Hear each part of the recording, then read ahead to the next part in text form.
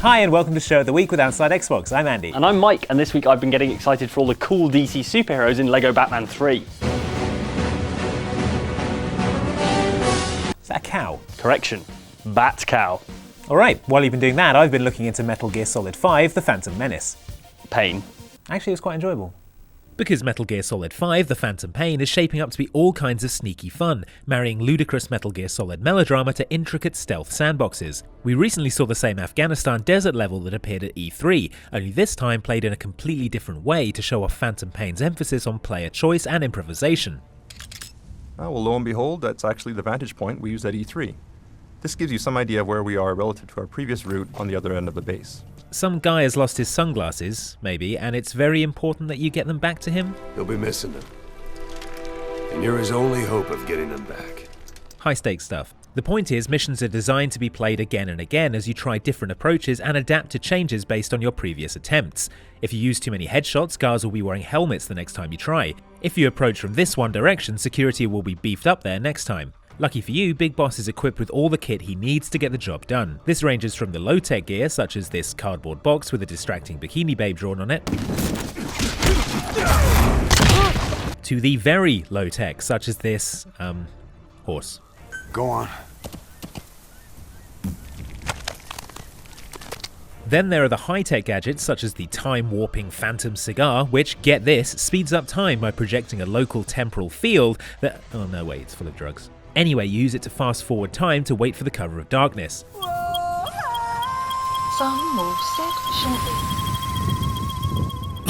That's some good cigar. There's also the iDroid handheld map and scanner, and binoculars that can mark enemy positions. I expect you'll become quite familiar with those binoculars as you plan your next move. Yeah, thanks Ocelot. But more important than all of those is the Fulton surface-to-air recovery system, with which you can float things away from the battlefield at a snap. There are a few problems in life that can't be solved with a Fulton balloon, it turns out, like hiding bodies, blowing up helicopters, and creating makeshift elevators, as seen here in the game's intriguing multiplayer mode.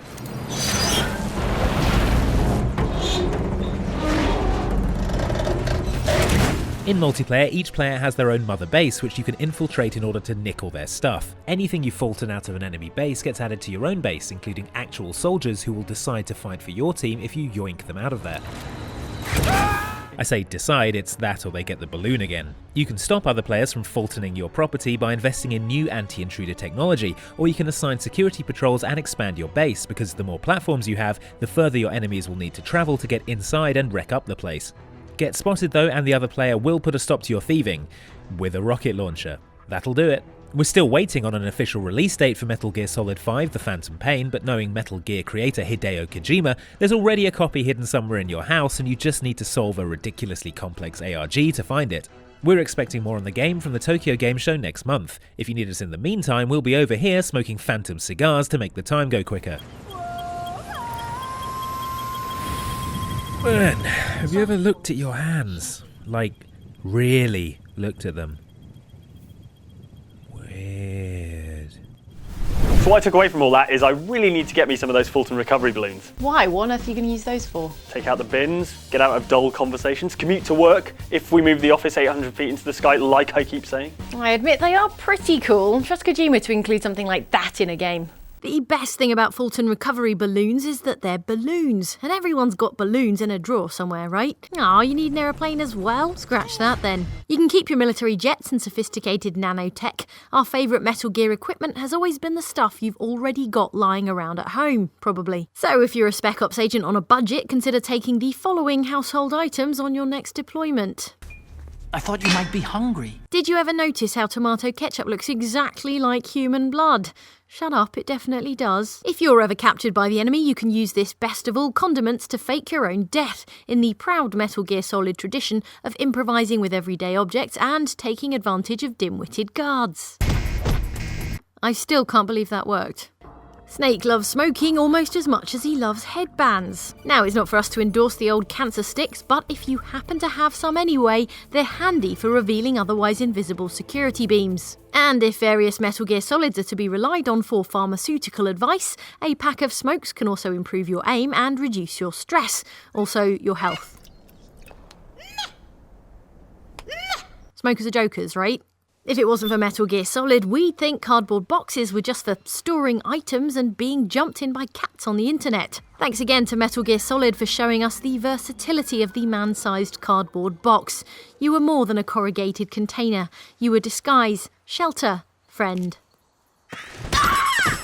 Now, I don't want to make assumptions about the reading material you keep at home, but let's say you've got a mucky magazine kicking around like it's the pre-internet 1990s. Don't go and recycle that thing because it's ideal for distracting bored, libidinous guards. What do we have here?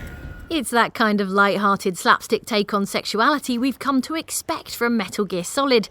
Like, remember that bit at the end of Metal Gear Solid 5 Ground Zeroes when Paz... Oh, moving on. How do you feel, Snake? Well, to tell you the truth, I think I'm catching a cold. Before you're dropped behind enemy lines on an Arctic base or offshore platform, pack yourself some over-the-counter cold medicine, especially if you at all plan on being tortured while shirtless. You caught a cold, Snake? In battle, you need to be in top physical condition.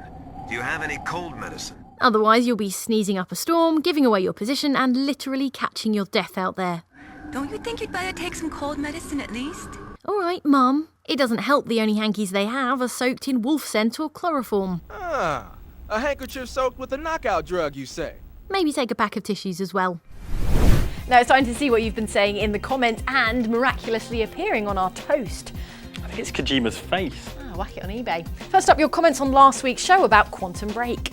Away from combat, Jack faces timey-wimey wibbly-wobbly platforming sections, such as this bit where he has to get across a collapsing suspension bridge, stuttering through various states of destruction. Where the name Quantum Break made us think of Scott Bakula, as so many things do, Winception thought that Quantum Break sounds more like it should be about time-travelling extreme sports junkies rather than secret agents. Ja, bruh, I hit that wormhole 720 and shifted into a goofy foot corkscrew quantum break as we rocketed into the past, and I stuck the landing on top of a dinosaur. It was totally rad, bruh.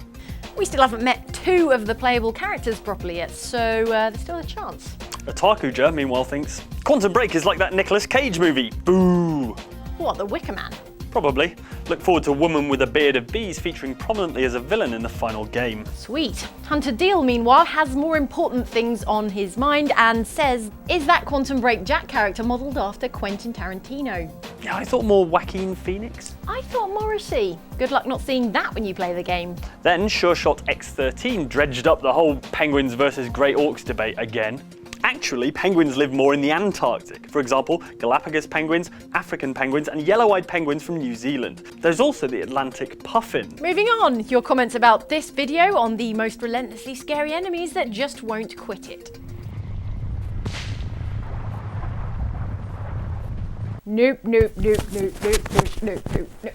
Some good suggestions for others from you guys, including The Paul, who nominates Dat Werewolf in Vampire the Masquerade Bloodlines.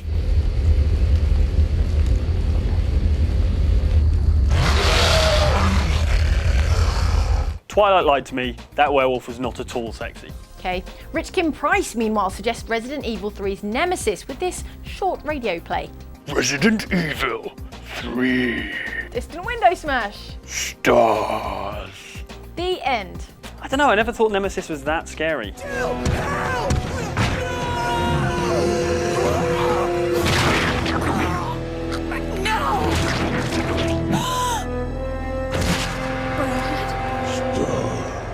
Okay, fair enough. Craig McLeod finally asks, what about Chris Walker from Outlast, also known as that huge guy everybody run? That name wouldn't fit on screen, was the problem.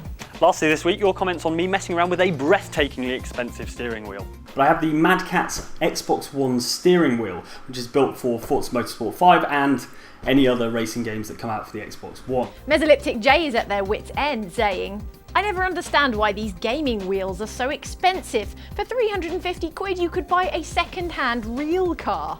But you can't use that to control Forza. I could give it a go. Well, if you do, don't forget to film it for Sammy74, who says, brilliant video, Mike. Good to see that you guys are indulging your more private passions also. When will we see a video of Jane jumping on people from lampposts screaming death from above then? I'm not actually allowed to make any more of those. Court order. Finally, Azati404 says, Mike's flat was not what I was expecting. That is definitely my flat though. I mean, I definitely live there. I never said you didn't. I wouldn't have a clue how to break into someone's flat and play all their video games. I never said you did. You can't arrest what you can't catch. Fulton recovery system! Looked a lot cooler in the game. That's it for Show of the Week, but little known fact this, we actually die if you don't press the like button. We know you wouldn't want that on your conscience. We'll be back next week, hopefully. But in the meantime, you can tweet us at outsidexbox or like us on Facebook at facebook.com/outsidexbox. Thanks for watching, you beautiful/handsome individual.